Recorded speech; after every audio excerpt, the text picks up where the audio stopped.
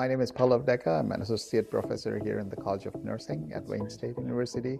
I came to the US in 2007 to pursue a master's in exercise science.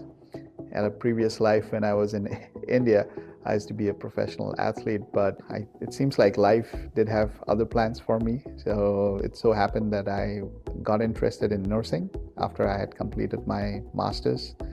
And so I went back to school to get my bachelor's in nursing and then further schooling to go and get my PhD. While I was working on my PhD, I also did complete the coursework to be certified as a nurse practitioner. So I'm a PhD prepared nurse practitioner at this point of time. So my research, it's coming together of all my educational experience, I would say, because a unique thing about nursing is that I think it's somehow you can integrate your training that you might have had in any other field into the research work that you do in nursing. I fell in love with cardiac patients the day I had set foot on the cardiac unit as a student, and I worked as a cardiac nurse for 6 years while I was still getting my master's and PhD completed. And so that's been a passion. I focus mostly on patients who have heart failure.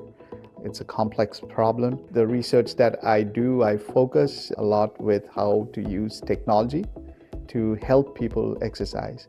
Most people understand the benefits of exercise. What's difficult part is how to do it and on a more consistent and regular basis. That's where I like to focus on and how I can use technology to help people adhere to the recommended exercise guidelines.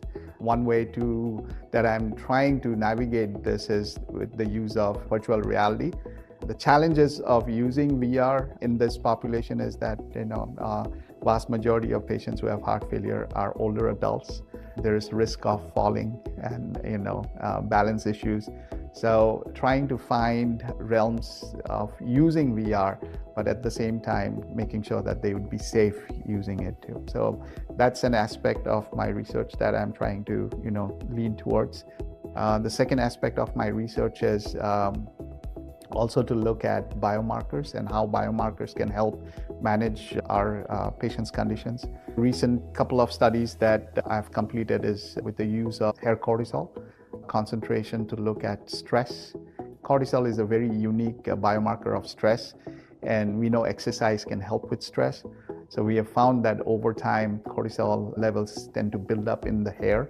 So taking that particular aspect and carrying it forward to where can we actually look at how exercise itself is helping alleviate the stress level. A very interesting component that I'm working with an engineer from Michigan State University, Dr. Yazdi, is to look at how we can actually use pictures taken from a smartphone or taken using a smartphone to better help self-care in the heart failure population. Heart failure patients often will have exacerbation of their condition because they retain water. And when they retain water, cardiopulmonary congestion leads them to feeling short of breath or having fatigue. But often what happens is that as part of what happens with the retention of water is their weight also goes up. So a very important part of self-care in heart failure patients is to weigh themselves on a regular basis, almost on a daily basis, because acute change in weight can give us an indication of their cardiac status itself.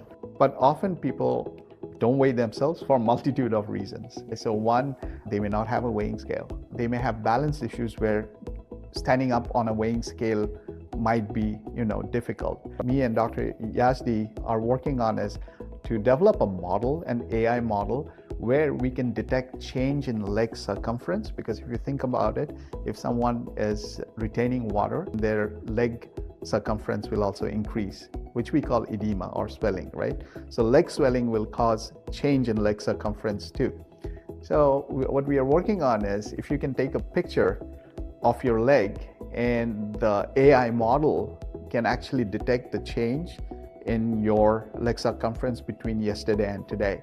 And somehow if we can actually correlate it with how much your weight has changed, that would be, I think a tool that a lot of heart failure patients might actually enjoy having, especially to overcome some of the barriers that I mentioned. It'll be interesting to see how AI develops and evolves and how it impacts the field. I'm not an innovator, but I work with innovators and other researchers to find unique solutions to improve health outcomes and quality of life for patients.